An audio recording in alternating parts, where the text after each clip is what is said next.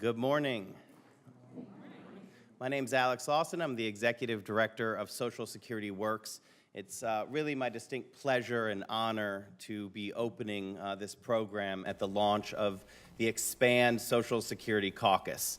And I'm going to take a little bit of a privilege from here and ask you all in the room to look around you at the people who are sitting next to you, because these are the folks who have fought for years. It's been us who have made this possible, who have made this Expand Social Security Caucus not just happen, but represent the entire breadth of America. We have members in the caucus from all corners of the country, from all parts of the Democratic Party. We're waiting on some Republicans who might join.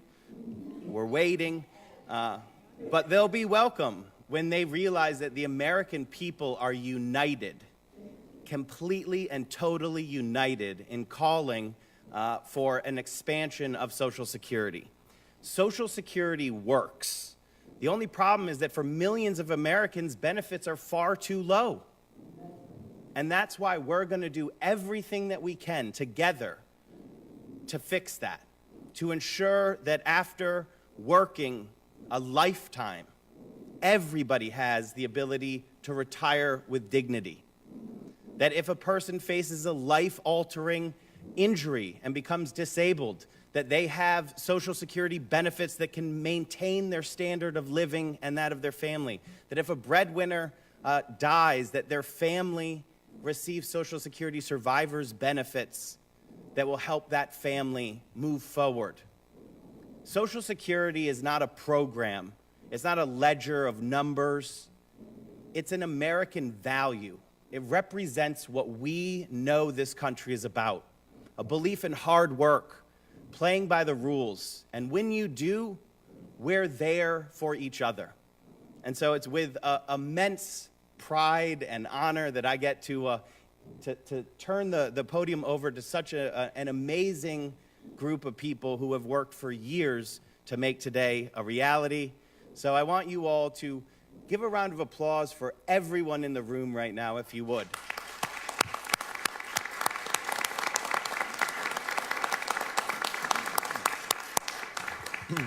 Thank you, Alex Lawson. My name is Richard Fiesta. I'm the Executive Director of the Alliance for Retired Americans. We're a national organization of more than 4 million members with activists in every state and congressional district in the country. And we're here to say that our members are organized, energized, and mobilized to help expand Social Security, to say thank you to the members of the Senate and House who are taking this up and making this a reality, to have a better retirement for our members and all Americans who retire after a lifetime of work and deserve a quality retirement.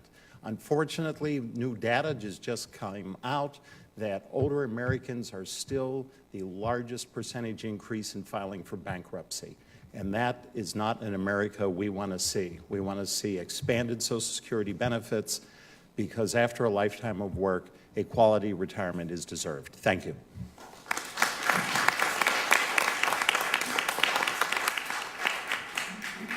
Good morning, everyone, and thank you for being here. I am Susan Prokop, Senior Associate Advocacy Director for Paralyzed Veterans of America.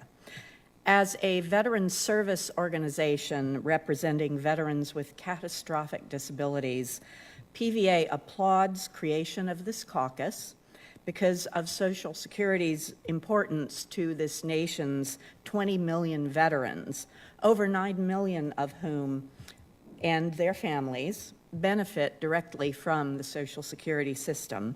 And we welcome the participation of all members of Congress in this effort. Thank you.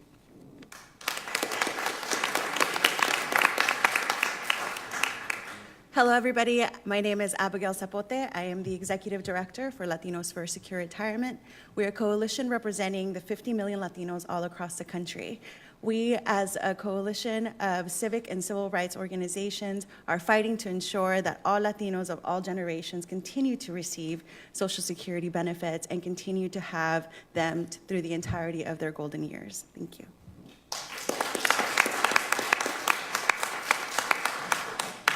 Good morning. My name is Witold Skwierczynski. I'm President Emeritus of AFG Council 220, the AFG National Council of SSA Field Operations Employees. We're the union that represents Social Security employees, 28,000 Social Security employees who work in field offices, teleservice centers, and card centers all around the country.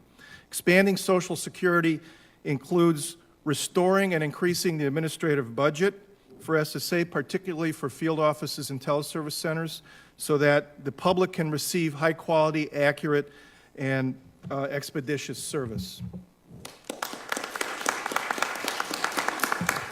Good morning. My name is Maya Rockymore Cummings. I am President and CEO of the Center for Global Policy Solutions. We're a think tank and action organization dedicated to driving society toward inclusion. I'm also the co-chair of the Commission to Modernize Social Security. Social Security, simply put, is one of our nation's most important pillars of progress. It is important for our workers and their families, not just in their older adult years, but across the lifespan. Children receive Social Security, teens receive Social Security, adult workers receive Social Security. And it's increasingly important because for women and their children and for people of color and low-income populations who are threatened by the insecurity of the labor market. So it's important to remember that as automation takes hold in our nation and our labor market becomes increasingly insecure, Social Security needs to be expanded to make sure that families have the economic security that they need over a lifetime. Thank you. Good morning, everyone. My name is Cheyenne Corona, and I am here on behalf of the Center for Responsible Lending. The Center for Responsible Lending is a nonpartisan, nonprofit organization committed to fighting predatory lending practices. As an organization, we firmly believe that every American should be allowed to retire with dignity and financial security without having to turn to predatory lending products. Thank you.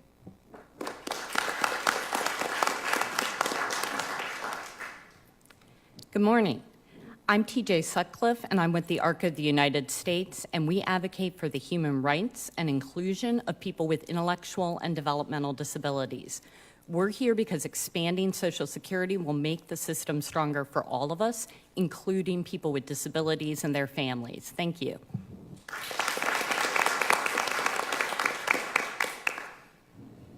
Good morning.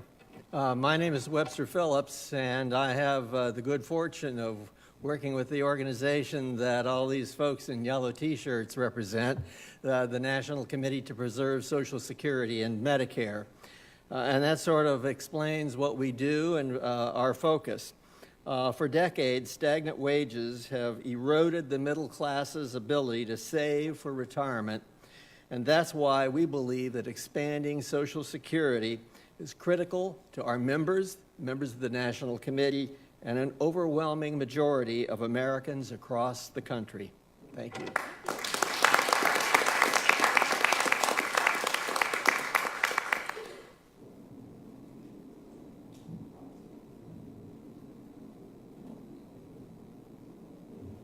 Morning, everybody. Morning. Proud to be here with Congressman John Lawson and Congresswoman Debbie Dingell, and others I think will be joining us, and mostly proud to be here with all of you. This is an issue, the issue of what goes on among seniors and people with disabilities. Back home, it is a huge issue, but you know what? It's not talked about too much here in Washington, D.C., and we're going to change that dynamic. We are going to start talking about what's going on, and we're going to do that because we have some great groups who are working with us. And I want to thank Social Security Works, the Alliance for Retired Americans, the Paralyzed Veterans of America, Latinos for a Secure Retirement, National Committee to Preserve Social Security and Medicare, AFG, the ARC of the United States, the Center for Responsible Lending, and Global Policy Solutions for being here with us this morning and for all that they do. And let me thank my fellow members of Congress, and I believe Senator Warren is going to join us as well. All of you know that Social Security is one of the most popular and successful programs in the history of our country.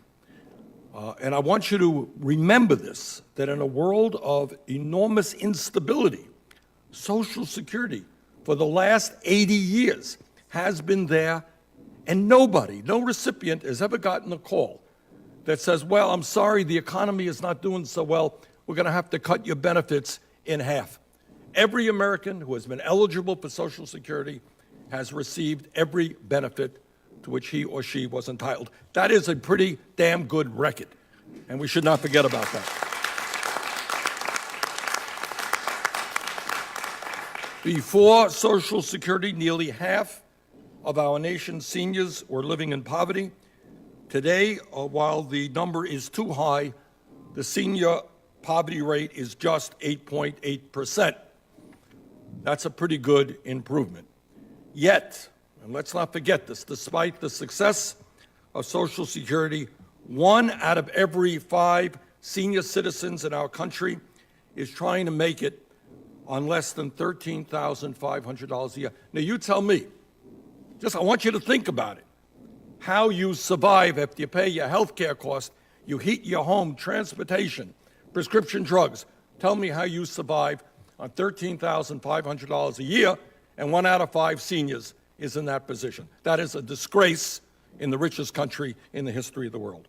About half of older Americans, those who are 55 and older, have no retirement savings in the bank. Not acceptable. The average Social Security benefit is less than $1,300 a month. So here we are today saying very loudly and clearly that at a time when millions of seniors are trying to survive on $12,000 or $13,000 a year, no, we are not going to cut Social Security. We are going to expand Social Security.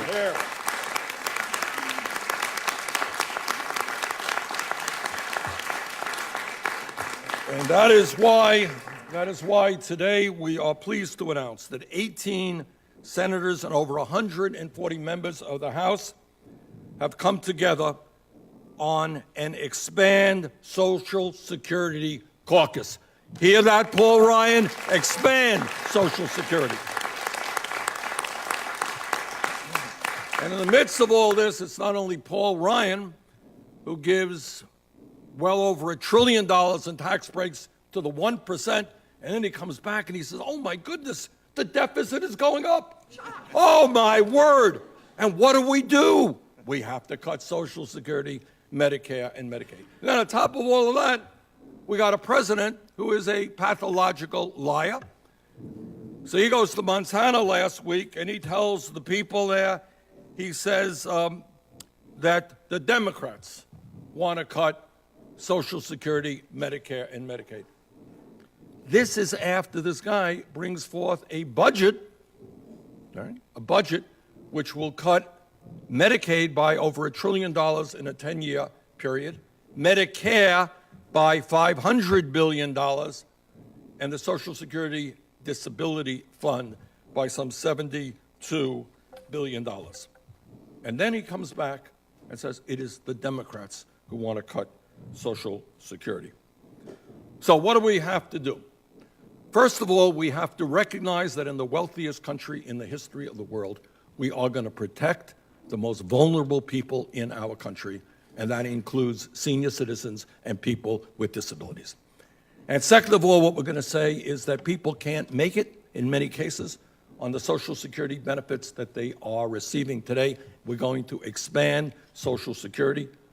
We're going to have a process evaluating senior inflation that correctly responds to the needs of seniors' purchasing capabilities, which is not the case right now. Now, how do we do that? Now, there are some differences here. All of us want to expand Social Security. Some of us want to do it this way. Some of us want to do it that way. In my view, what you have got to do is lift the cap on Social Security taxation right now. And that means that it is absurd that somebody who's making $30 million a year contributes the same amount into Social Security as somebody who's making $128,000. So we lift that cap. We're going to have substantially more money coming in to the Social Security Trust Fund. We're going to be able to increase benefits, and we are going to be able to substantially extend the life of Social Security, which is what we have got to do as well. So, having said all of that, I want to thank all of you for your support, and I want to now introduce a colleague of mine who has been a very, very strong supporter on this issue, Senator Elizabeth Warren. Thank you. Thank you. Thank you. Thank you. It's good to be here with my colleagues and good to be here with all of you. And Bernie, thank you for pulling all of us together to have a chance to speak with people. You know, when people think about the government, they often think about two things. It's about rules or it's about numbers. It's not. It's about values.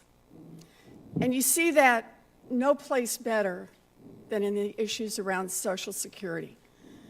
After a lifetime of hard work, people are entitled to retire with dignity. Can I just have an amen on that? Amen. You bet. You know, because here's the core part.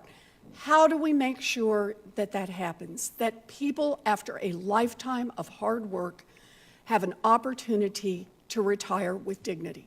And the answer is we protect and expand Social Security. And that's what we're here for. I want to remind everyone, this is not our first rodeo on Social Security. This is not the first effort to try to cut it. I remember over the past several years as the Republicans have talked about just how big should the cuts be to Social Security. And we were in the scramble on the Democratic side between, is it little tiny cuts or can we defend standing exactly where we are? And the shift started, you remember this, Bernie, right in 2015. I put a bill on the floor during one of those vote-a-ramas, and we managed to get a vote not just on are we going to hold steady on Social Security, but are we going to expand Social Security? And we got nearly every Democrat signed on in the record to say they want to expand Social Security. Man, that's how we get them. Now, it hasn't happened yet. I know that. But we've held steady, and what we're doing is we're out here building the momentum.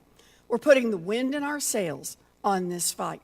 We now have people on record to expand and protect Social Security, and we're going to build out from that. And so when Paul Ryan and the Republicans say, hey, there's plenty of money to give away $1.5 trillion to billionaires and giant corporations, but then turn around and say, oops, debt's going up, oh, times are tough, I know, let's take it out of the hide of seniors and cut Social Security. We're here to say no. We will never cut Social Security. We're here to expand Social Security. You bet. You bet. So I want to thank all of you, and I want to say how pleased I am that we are here to fight shoulder to shoulder for what is right, because this truly is a measure of the kind of people we are and the kind of country we want to be. We made a promise to people all during their working years. You contribute to Social Security, and when the time comes for you to retire, or if you become disabled, or if something happens to you and you leave a small child behind, we have built a way that all of us will work together and make sure that everyone has a basic protection in this country. We made that promise not just to our seniors, we made that promise to each other. We made that promise as a measure of who we are. So I just want to say, it is an honor to be here with all of you, but most of all, it is an honor to be here with all of you. We are in a righteous fight, and we're going to win. Thank you. Thank you. Thank you. Well, thank you, Senator Warren, and thank you, Senator Sanders, as well. We're honored to be here. Can you think of two greater tribunes on behalf of America and Social Security than Bernie Sanders and Elizabeth Warren? maybe with the exception of Claude Pepper, I don't think that there's anyone more singularly defined with the issue of preserving and expanding Social Security than Bernie Sanders. And the long-standing fight, even before she arrived in the United States Senate, you may recall during the privatization attempts in 2005, this battle has been engaged. I also want to thank all those assembled here in the Alliance and all these groups who have done their daily work day in and day out to make sure that we're preserving and protecting and expanding Social Security.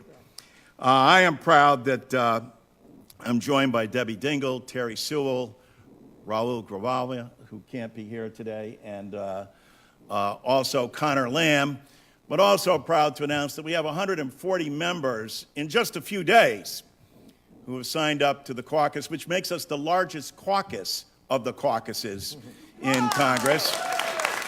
And that is only going to grow and expand. And as Bernie said, here's why.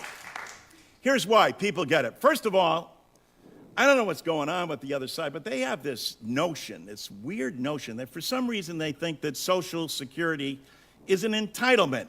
Newsflash. It's not an entitlement, it's the insurance that you paid for. And how do you know that? How do you know that? You know that because all you have to do is look at FICA. What does that stand for? Federal Insurance Contribution. Whose? Yours. Made over a lifetime.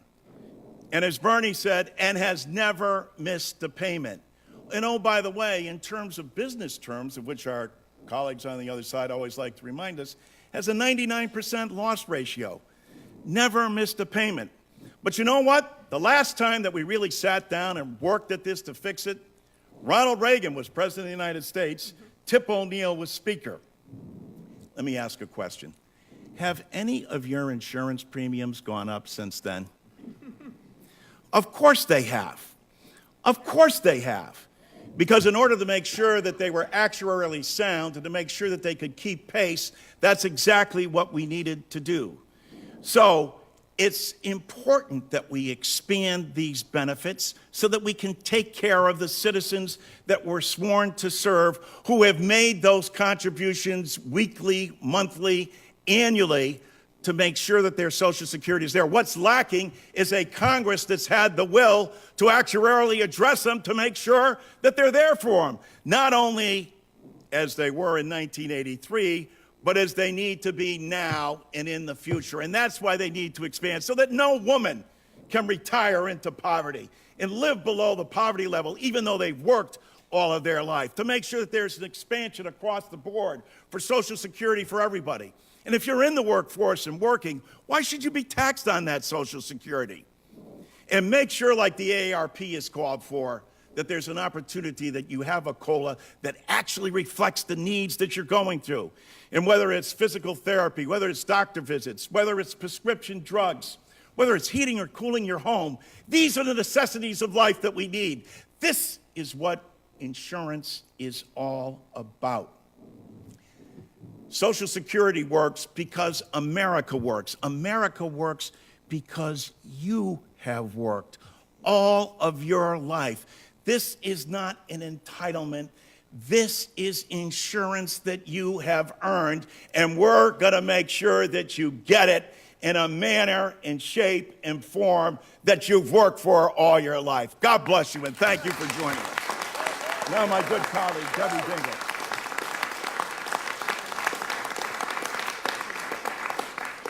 I want to tell you what an honor it is to be here with Senator Bernie Sanders and Senator Elizabeth Warren and John Larson. And they've laid out the reasons. This is very personal to me. First of all, I will tell you that my father-in-law was one of the original writers of Social Security back in the 30s. Because America knew that more than half of the seniors in this country, and widows, and children, and those that were handicapped were living in poverty, didn't know how they were going to eat or where they were going to live. And America found its conscience and said, we cannot do that to those that need a helping hand. We don't talk about it enough. Senator Sanders and I were talking about that. I got to tell you what it's like at home, because I'm also on the pension committee. I believe that every American has a right to a safe and secure retirement, period.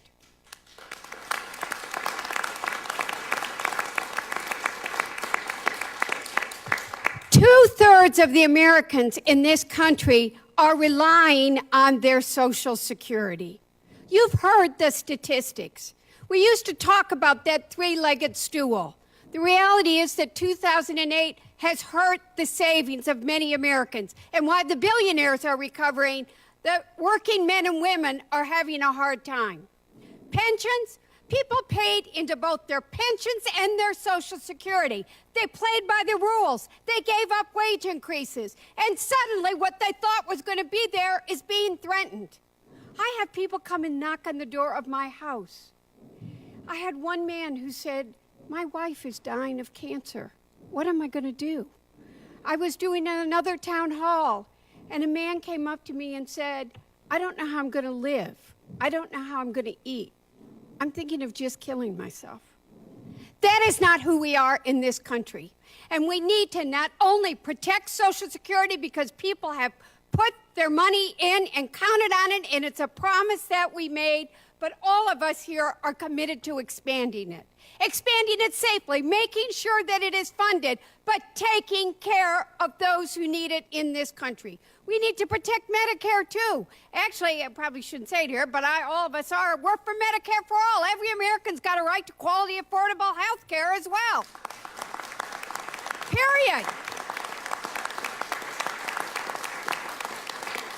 These aren't phrases when people say, I'm having to choose between my medicine and whether to eat. Insulin's gone up by some ridiculous price every single month, and I can't tell you how many seniors are telling me they're cutting their pill in half, or they're not taking it, or they can't afford their medicine. I want you to think about what it's like to be a senior who's lost their hearing or can't hear in their 70s. And you're already having a hard time, and suddenly you're isolated, you're cut off from community. That's not who we are as Americans, and all of us here, and I thank every single group that's behind me. I've worked with them before I came to Congress. And we are all committed that we are going to protect and expand Social Security for every American that has a right to it. Thank you very much.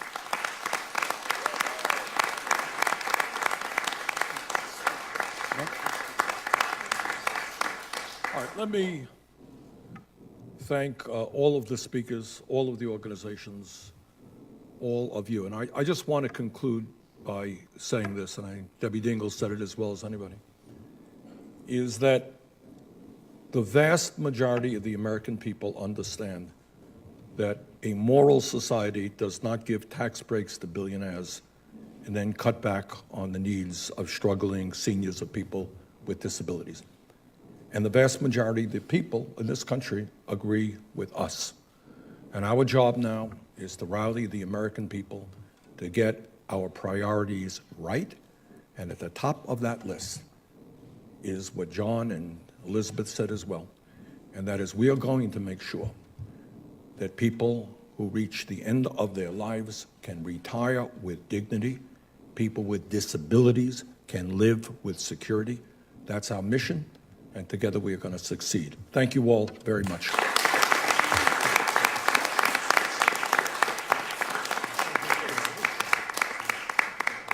Debbie, great job.